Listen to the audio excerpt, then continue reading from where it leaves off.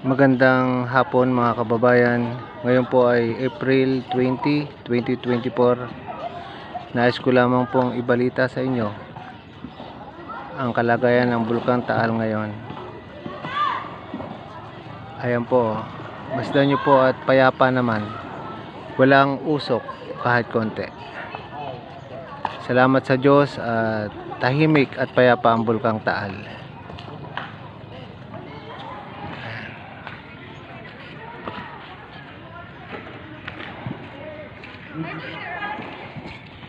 Masdan niyo po ang kalangitan at napakaliwanag.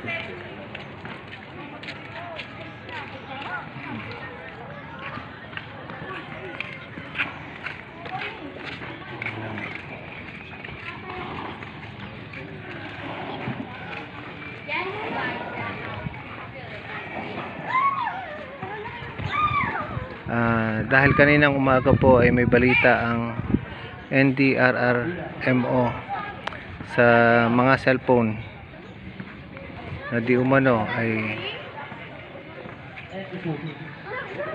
nagbuga daw ng usok ang bulkan. Nais ko lamang pong ipakita sa inyo na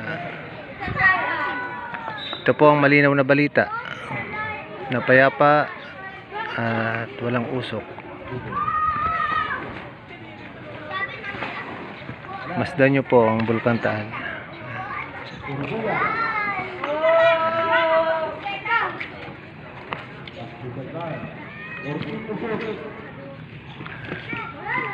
Nagliliparan ng mga ibon. Ito ang kalangitan. Talitay.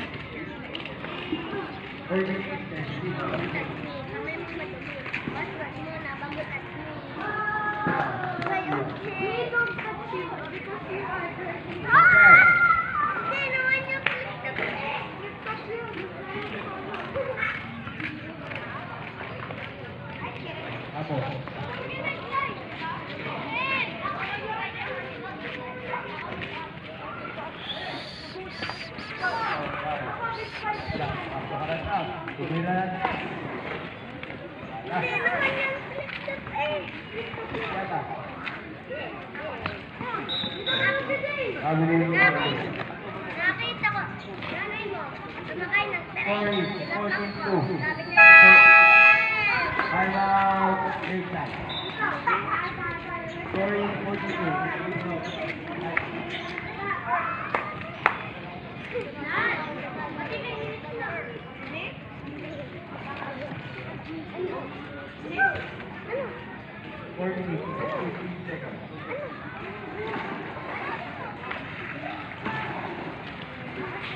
Ngayon po ay alas 6:10 ng hapon at hindi pa lumulubog ang haring araw.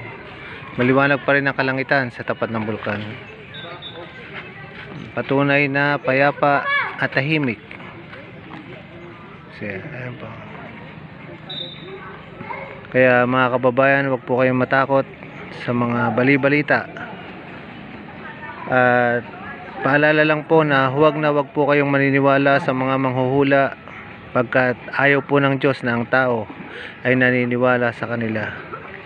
Pagkat sa Diyos lamang po tayo umasa at laging manalangin, at sa Kanya po tayo manalig na mahal tayo ng Diyos at hindi niya tayo pababayaan.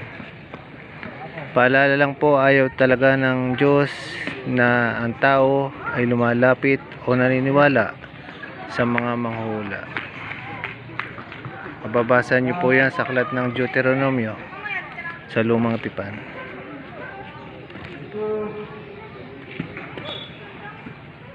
Ayan po.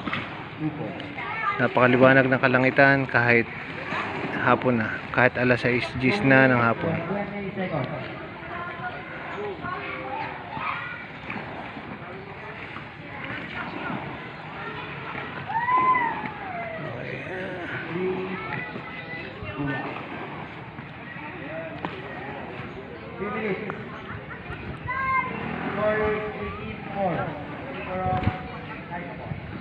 Okay. Hanggang dito na lang po at salamat po sa panonood.